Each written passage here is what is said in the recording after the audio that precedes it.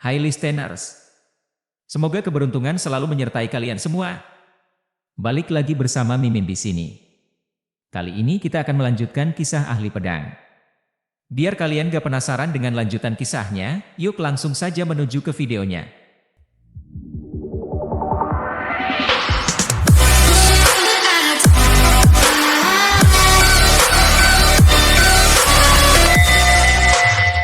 Bab 39, Mantra Taois.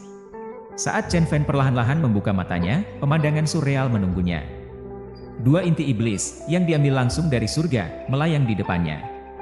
Kedua inti tersebut berada pada tingkat ke-8 latihan Qi, dikelilingi oleh aura biru yang berkilau, berdenyut dengan kekuatan spiritual yang liar.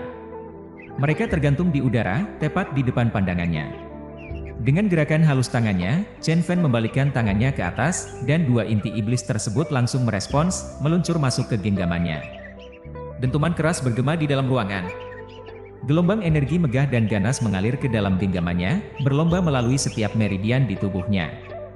Secara bersamaan, energi spiritual dari dunia kultivasi abadi di bumi dan energi surgawi dari langit mulai meresap ke dalam pori-pori kulitnya. Tiga lapisan berbeda dari energi spiritual menyatu di dalam dirinya, berpadu menjadi kekuatan spiritual berwarna tiga. Energi yang dahulu sangat ganas yang terdapat dalam inti iblis sekarang mengalir dengan lebih intens lagi. Chen Fan tidak bisa tidak mengerutkan kening saat merasakan meridian di tubuhnya meregang dan tegang karena tekanan. Untungnya, konsumsi pil pencuci sumsum sebelumnya telah memperkuat meridiannya, membuatnya lebih tahan. Kekuatan spiritual berwarna tiga mengalir melalui meridiannya seperti sungai yang deras, berkejaran dan berputaran. Namun, perlahan-lahan, dengan bimbingan kesadarannya, mengikuti jalur-jalur rumit meridiannya, mengolah dan mengubah energi yang liar menjadi bentuk energi sejati yang lebih lembut, yang mengalir ke dalam dantian. Perlahan-lahan, seluruh tubuh Chen Fan menjadi terbungkus dalam aura yang padat, mirip dengan kepompong ilahi. Dari jauh, dia terlihat seperti dewa yang siap keluar dari kepompongnya. Satu hari berlalu, dan Chen Jingjing mendekati pintu kamar Chen Fan. Dia ragu sejenak, lalu memutuskan untuk pergi. Chen Fan telah memberitahu mereka bahwa dia memerlukan beberapa hari untuk bermeditasi. Pada hari berikutnya, Chen Jingjing menerima surat rahasia dari Elderly. Surat itu menginstruksikannya dan Chen Fan untuk bertemu di luar pinggiran Heavy Sword City malam berikutnya. Itu adalah masalah yang sangat rahasia, dan hanya mereka yang diperbolehkan mengetahuinya. Setelah membaca surat itu, Chen Jingjing menyelipkannya dengan rapi di bawah pintu kamar Chen Fan. Sang Rumeng, meskipun penasaran, tidak menggali lebih dalam. Bagaimanapun, mereka telah saling mengenal selama bertahun-tahun, dan jika Chen Jingjing memiliki sesuatu untuk dibagikan, dia akan melakukannya pada waktunya sendiri. Chen Jingjing tidak berlama-lama pada isi surat itu. Dia secara naluriah mempercayai orang-orang yang telah dipercayakan ayahnya padanya dan tidak memiliki kecurigaan tentang niat Elderly. Urgensi yang disampaikan dalam surat itu mendorongnya untuk bertindak, tetapi dengan Chen Fan masih tenggelam dalam kultivasi, dia memutuskan untuk pergi ke Elderly sendiri jika dia tidak muncul keesokan harinya. Nasib warisan keluarga Chen memberatkan pikirannya. Pada malam kedua, ketika tengah malam semakin mendekat, pintu kayu Chen Fan tetap tersegel rapat. Chen Jingjing, bersandar di pintu, bisa dengan samar-samar mendengar aliran energi spiritual di dalam kamar. Setelah beberapa saat, dia menarik telinganya, menjulurkan lidahnya, dan dengan diam-diam mundur ke kamarnya sendiri. Dia mengenakan pakaian yang ringan dan melangkah keluar. Di dalam kamarnya, Chen Fan, yang telah bermeditasi, perlahan-lahan membuka matanya. Kepompong energi spiritual yang mengelilingi tubuhnya pecah, tersebar ke udara seperti kabut berawan. Dia sedikit memutar kepalanya, mengulurkan tangan, dan dengan mudah mengambil surat di ambang pintunya ke dalam genggamannya. Cepat membaca isinya menimbulkan kilauan tekad dingin di matanya.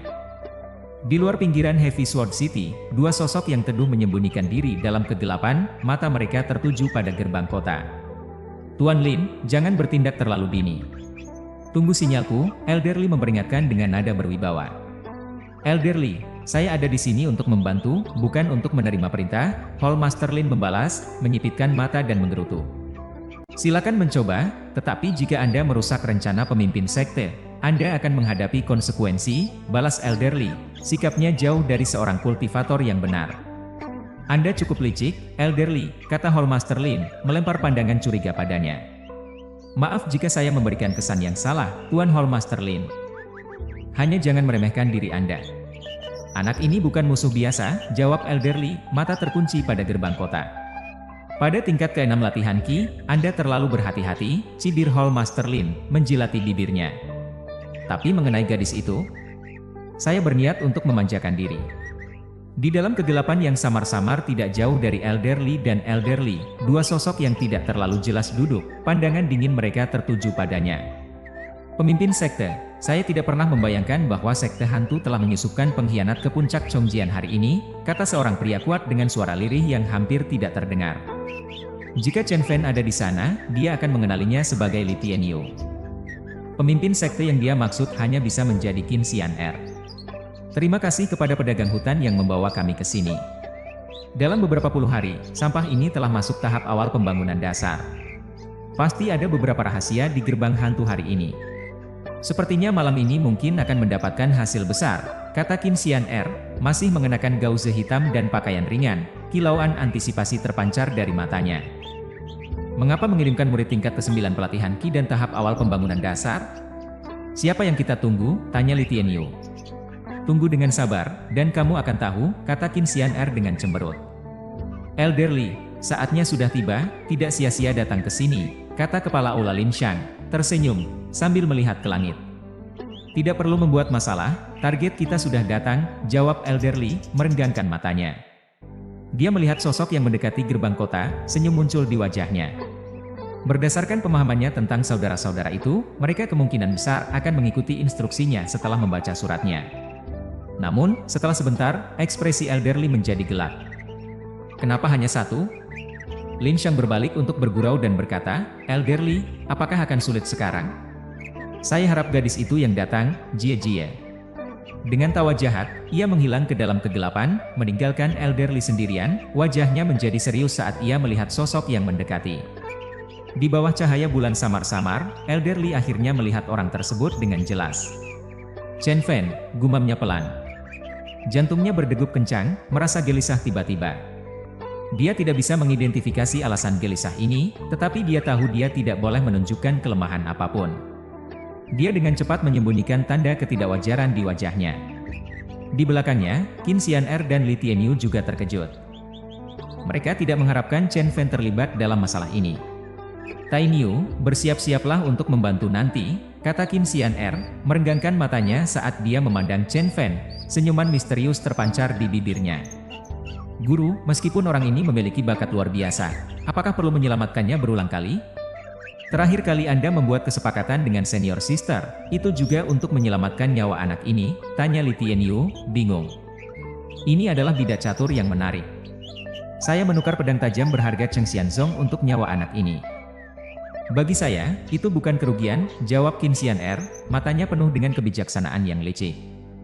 Li Tianyu melihat Qin Xian'er tetapi menahan diri untuk tidak mengatakan lebih banyak. Dia tahu bahwa keputusan masa lalunya, terutama tentang Cheng Xianzong, tidak akan mudah berubah. Chen Fan, mengapa kamu datang sendiri? Di mana Jingjing? Tanya Elderly ketika Chen Fan mendekat. Saya adalah pewaris keluarga Chen.